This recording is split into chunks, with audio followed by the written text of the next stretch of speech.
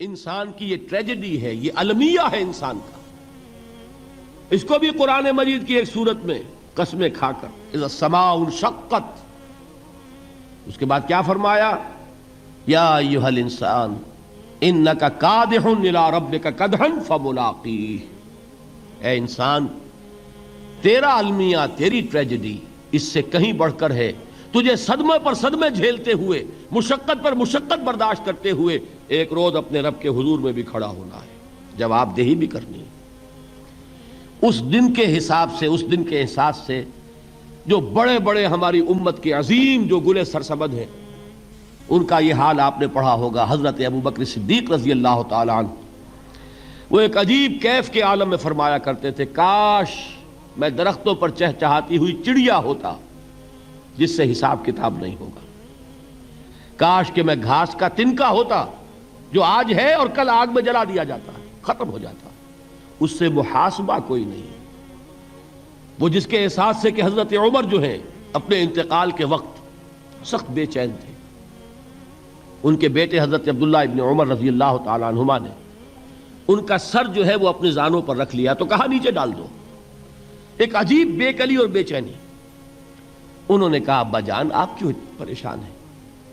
آپ تو عشرہ مبشرہ میں سے ہیں، آپ کو تو اللہ تعالیٰ نے جنت کی بشارت حضور کے ذریعے سے اس دنیا میں دی. حضرت عمر فرماتے ہیں کہ خدا کی قسم اگر قیامت کے دن عمر برابر سرابر پر چھوٹ گیا تو بہت بڑی کامیابی تصور کرے.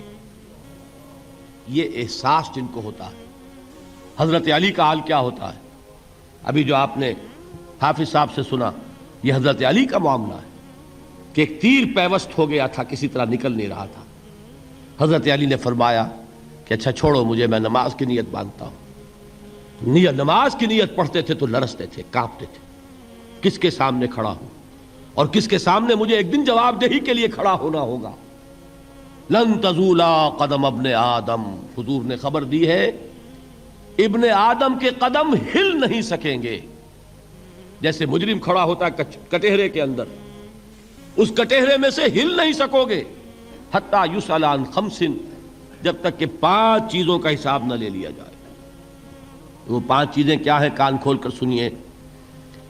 عن عمرہ فیما افناہ، عمر کا حساب دو. یہ 80 برس اور 70 برس ہم نے تمہیں دنیا میں دیے، کہاں ضائع کیے.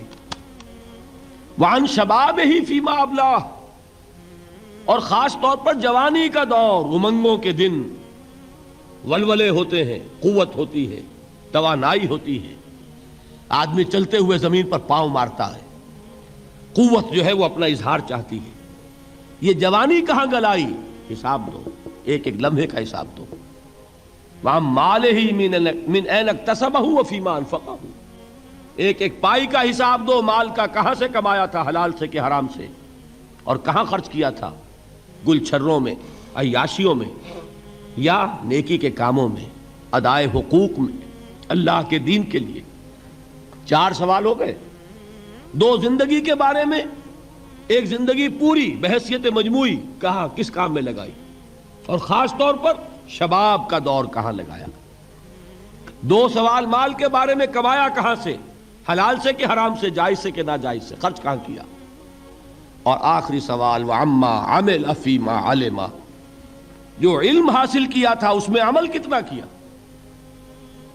علم کے انبار لگاتے چلے گئے اور عمل کے آغاز کی بھی نوبت نہ آئی. یہ علم جو ہے یہ اس روز سب سے بڑا وبال بن جائے گا انسان. اتنا علم اور عمل کچھ نہیں، بجائے کہ کریڈٹ کا ذریعہ بنے یہ الٹا ڈیبٹ کا کھاتا بن جائے گا.